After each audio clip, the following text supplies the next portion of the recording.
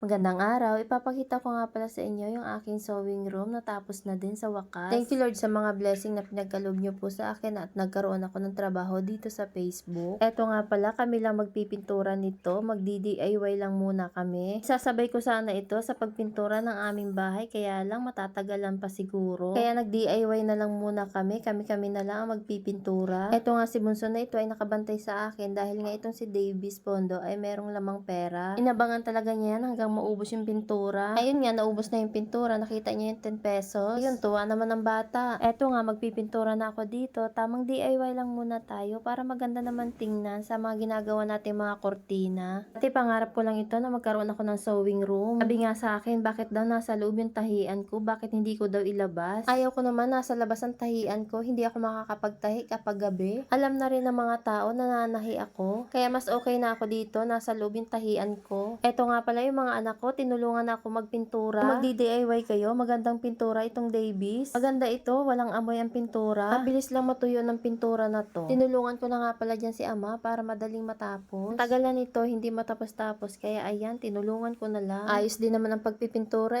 pwede na yan. Basta may pintura, okay na yan sa akin. Eto nga palang sewing room ko ay nasa may kusina na, nasa likod bahay na namin. Kaya yung pupunta dito sa bahay, tatawagin nyo ako, ilakasan nyo lang ng boses. At baka hindi ko marinig, hindi katulad dati, nakikita ko yung mga dumadaang mga tao. Dito sa dulo, hindi masyadong marinig yung mga dumadaang sasakyan. Maganda dito, hindi masyadong maingay, pwede na mag-voice over at mag-edit. Yung panganay ko nga lang pala ang nagpintura dyan sa taas, nilagyan lang namin ng chocolate brown. Sabi ko nga sa panganay ko, ayusin niya ang pagpintura. Ayan, linoleum nga lang palang ilagay ko dyan, saka na ang tiles. Para lang makalipat ako dyan. Maraming salamat nga sa mga viewers, followers ko. Etong munting pangarap ko ay natupad ko na. Madami-dami na rin ako na ipundar galing sa sahod ko sa Facebook. Eto nga, nakakautay-utay bumili ng tela. Sipag at tiyaga lang talaga sa pag-a-upload. Minsan talaga, dumadaan talaga na tinatamad ka mag-upload. Kung may pangarap ka talaga, sisipagan mong gumawa ng content. Nag-umpisa lang ako sa second hand na sewing machine. Nung sumasahod na ako dito sa Facebook, nakabila ko ng overlock. Diyan nga lang pala ako nag-umpisa sa lumang sewing machine na yan. Hanggang ngayon, yun pa rin ang gamit ko. Ayan, ipapakita ko na sa inyo ang aking sewing room. Gumagawa nga pala ako ng kortina. Message nyo lang ako sa mga gustong magpatahi dyan. Nangarap lang ako dati na magkaroon ng sewing room. Binigyan tayo ng pagkakataon dito sa Facebook. Kaya nagpapasalamat ako sa mga viewers at followers. Patuloy niyo akong sinusuportahan kahit pa iba-iba ang aking mga ina-upload. Maraming salamat din sa mga bashers at naging matatag ako dito sa Facebook.